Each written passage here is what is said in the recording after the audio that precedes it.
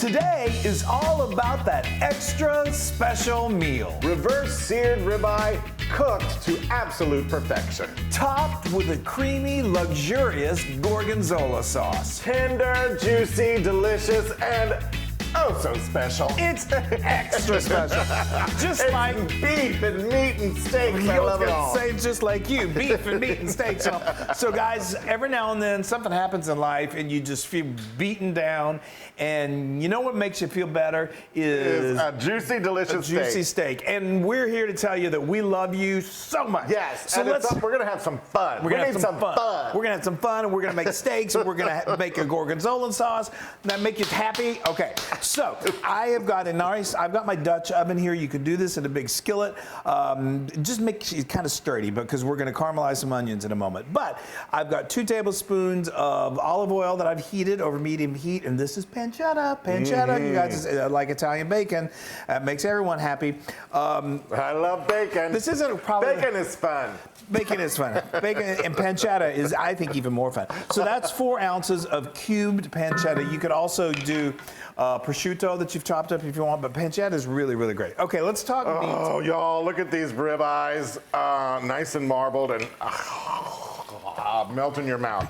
How big are these, Chris? They're big. They're a little less than a pound each. I went to my favorite butcher, and you know, you can get either prime or choice. Prime is you're going to have to crack open that wallet because it's a better cut of meat. Yes. But we need a something special, right? Yes. So we're going prime. And I've got salt and pepper here. I'm going to do each side liberally salt. I need to get these nice and seasoned. What's awesome about this technique, it's called Reverse-Sear. If you've never, are you going to pepper it? Oh yeah, that's what I should do. So you often, whenever, like if we do a roast or something, you'll see us sear the meat first, and then we'll braise it or we'll slow cook it somehow or another. And the theory is that, you know, it creates that exterior and it locks in that flavor and all. Well, this method does the reverse, which is why it's called Reverse-Sear. We're going to slow cook it first and then finish it off with a sear. It's similar to if you've seen us use our Sous Vide machine, where it just gets it's submerged in a water at a particular temperature.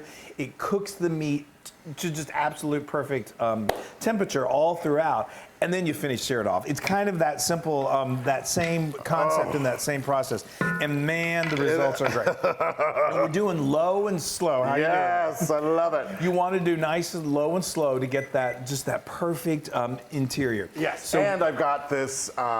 This is our Thermopro that we love to use at all times when we're cooking meat. And I'm just going to stick it in here and wait till it gets to, I think, we want it around 125. Well, so we're gonna do ours to medium.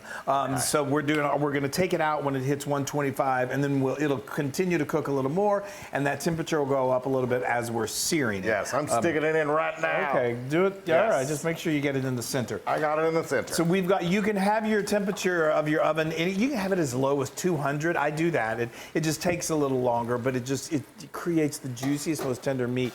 I think we set it at 215. That's probably gonna take about 50 minutes for it to reach 225 degrees. Oh, and speaking of Thermopro, we love them, we work with them, and we can pass on discounts to you, and we have links to it. So, okay, I'm going to continue cooking this till it's nice and crisp, and then we're going to caramelize some onions. Oh, the smell of cooked pancetta, nothing much better. I don't think I mentioned this, I started with a couple tablespoons of olive oil just to help that crispiness. It's going to render a little bit of grease, which is good. We want that because we're going for flavor. Yes, and you took that out and look at now the real trick for him to not sit there and eat it.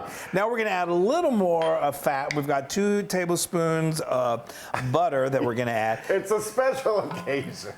So add the fat. Yeah, right. I mean, you know, pretend we're in Paris. Yeah, okay, exactly. So now we're going to let this melt, and I have got, I had 3 medium onions. You want probably about 3 cups of strips of onion. And sometimes I do it with 2 large ones. They will really cook down. We are going to fully caramelize these until they get nice and browned, and they will reduce to a fraction of this amount of onions. Oh, this is the dogs are circling. We've got meat in the oven and meat on the table. Oh. I mean, I know, we're all sticking together. Okay, so now this takes a little time, but that's okay. You got your meat in there, it's Right. cooking. And then once these get fully caramelized, then it all comes together very quickly. Now you can set the table and make it look real nice. That's right. Look at that. I Amazing. think that is, caramelization of onions has always been one of my favorite things in the world. Yeah, I know. It's in the smell. So I let these, you do have to kind of stay with them and stir them, because if you don't, they run the risk of burning. But about after I'd say 15, 20 minutes, they're going to start getting brown, and that's usually when I add some salt, about a teaspoon of salt and a half a teaspoon of black pepper. Keep stirring until they get this deep, deep color. You want to break them up a little bit. You're welcome to do that, but it's okay. It gives the final sauce a little texture. Now we've got a 1/4 cup of just some good quality sherry. And, sherry. I turned this heat down a little bit. So this is when, now the smell factor is going to start to go through the roof. It already is. I know, it already is. So our steaks are they're just so comfy and so happy. I've got my thermometer over here. This should all time out. If for some reason this gets ready before your steaks are ready, no worries. You can just, once the sauce is done, just put it off to the side, and then you can lightly heat it just before serving. Look at that, and that is deglazing. It is, and you want to cook this until most of the exactly. You see all of that we're getting off the bottom of the pan. There is flavor in there. I love it. And so what is it? You use that analogy of tattoo on Fantasy Island. The plane. Yeah, that was a stretch. Who was tattoo? And what did he say? The plane. Yeah. Deglaze. We digress. Okay, so now you're going to cook this until most of the liquid is gone and most of that alcohol is going to cook off. If you do not want to cook with alcohol, just omit the sherry. It adds a lot of flavor, but you can just leave it out. Okay, now we're going to add in that cooked pancetta. I know this is. You guys, this sauce is so good. When I was younger. You could tell this story while I continue. Okay, go ahead. That's fine. I don't want to interrupt. But we've got a tablespoon of chopped fresh rosemary. Adds a great amount of flavor. This is just the white parts and some of the kind of light green parts of 2 to 3 scallions. Oh, smell that. I know. Scallions. Okay, all right, continue. So when I was younger, regale us. Not that much younger, maybe in my 30s, I would like to have my steak, just my steak, and salt and pepper. You go to a steakhouse and they're like, would you like this, and this, these sauces alongside that steak, and I'm like, no, just give me my steak. But then, as I've gotten older, I'm like, oh, that does taste good. A little sauce is good. I agree. I mean, if you've got a steak that is just supreme, does it really need a sauce? But, This Gorgonzola sauce is absolutely ridiculous. I've always said everything's better with a good sauce. And, I mean, so is this a good sauce or is this a good sauce? And it benefits. It helps the steak taste It really, it gives it just that special occasion luxurious. So that, speaking of luxurious, is a cup of heavy cream that I poured in there.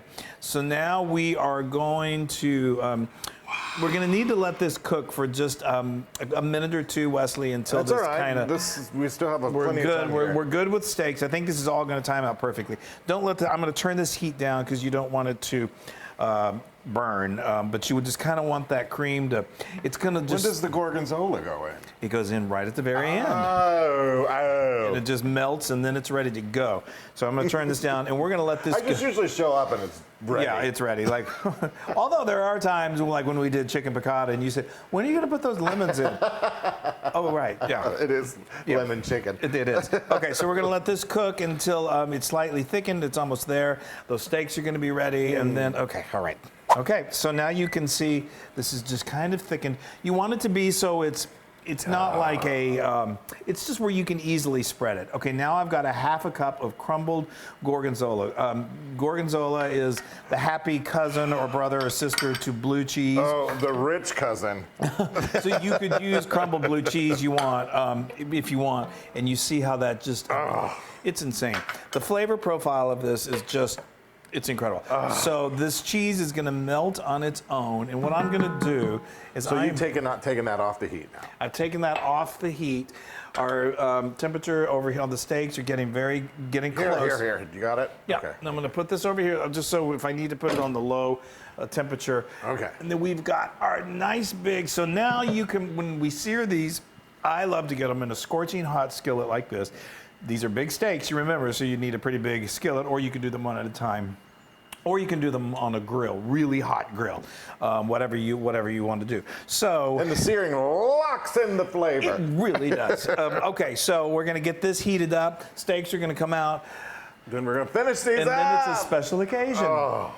Okay, it's the time. It's time. It's time for meat. This has reached 125. It's 125, perfect. so we should be good. Now, these don't look gorgeous at this point. I mean, they look pretty good because they haven't been seared. But, wow. Oh, they look good. What am I saying? They're getting there. They're getting there. They look like, are those fully cooked? They are. Wow. They just still have that red hue. While you've got this on, stir up, give me a... No. Oh, yeah, I got you. Swirl it around. So I've got this really screeching hot because we do not want these to stay in the skillet for long. We're going to do about 40 seconds per side. All right, and Chris. that should give us perfectly cooked. And you don't need to let these rest. They're good to go right out of the oven, and then again right out of the skillet. All right, Chris. Here, Okay, bring them on in. Bring these Let's over. Let's hear that sizzle. Ooh. All right, let me make sure I don't want to ruin my steak. You're there not we go. going to. Nice.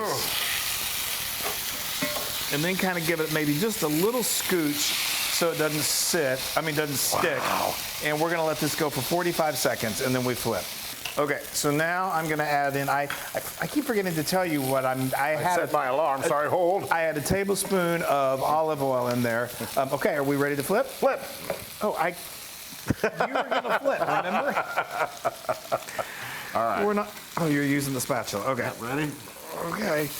There we go. Oh, look at that, that looks good, okay. Are we ready to flip? Yeah, flip. Yeah, okay, well, I need some tools. Okay. These. Unbelievable. Bring them right over here. And again, you can start slicing these immediately. They don't have to sit and let the juices redistribute. I see that big one right there. It has my name all over it does. That's the other great thing about the Reverse-Sear is that those juices are already perfectly distributed. Guys. Oh, I'm excited. This is always the moment All right, here, of truth. Let's start cutting this little bad boy. So this right should here. be, when you go to a steakhouse and they say, it's a warm pink, or it's a little, this should be just a nice pink, but not, moving bloody. Let's see what we got. Ooh, let's see. We're going in there. Oh yeah, I can already tell. Oh yes. Oh yeah. Nice. And you see the uniform color. That's what you get from the look at that, you Reverse-Sear. guys. That's beautiful. Okay. Okay. All right. I'm not going to cut this all the way, but I'm going to start cutting the other one too. Okay, you're going to do that, and then I'm going to come over here. I'm going to heat up, stir my sauce, make sure it's heated, transfer it to a bowl, and then we're going to eat. Oh my gosh! Okay, so tell how we It's got. my favorite time of the year. I know. How did we get to this point right here?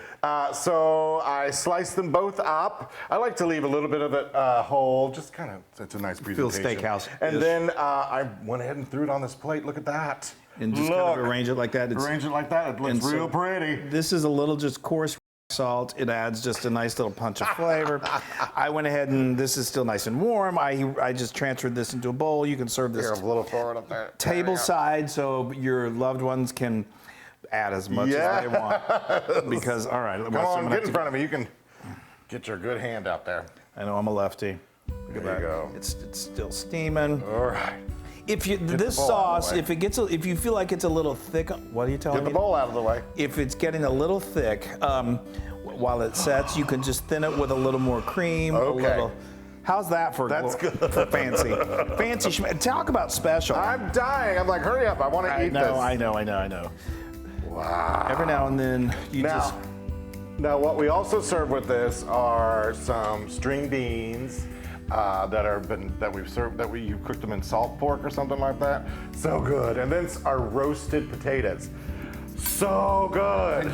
Yeah, you want to round out your whole meal. That's what we love to serve it with. Okay, I am going to eat this. Have a party. Okay, Chris. Oh, that I should meat. probably cut this in half. That meat is so tender. I love cooking the Reverse-Sear. Yeah, I'm gonna go double. I'm gonna do a mouthful. I don't care. It's just you and me and Me too. 9 million people.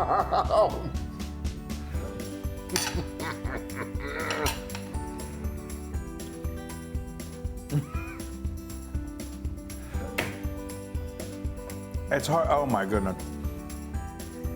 I mean, you're right. The steak sometimes is all you, but that sauce.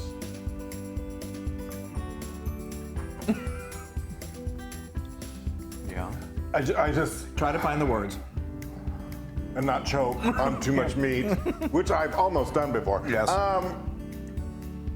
The sauce. So the gorgonzola by itself is a it can be- Pronounced flavor. yes, but when you add all of these other flavors and kind of cook it all down and make it a cream sauce. And then it just matches perfectly against this steak. Yeah, you know what? I can't even. These are 1,000,000% Loon approved. If you're gonna throw that in front of me, I'm gonna be happy, happy, happy, happy, happy, which is what we all have to be right now. That's right. We're gonna stick together.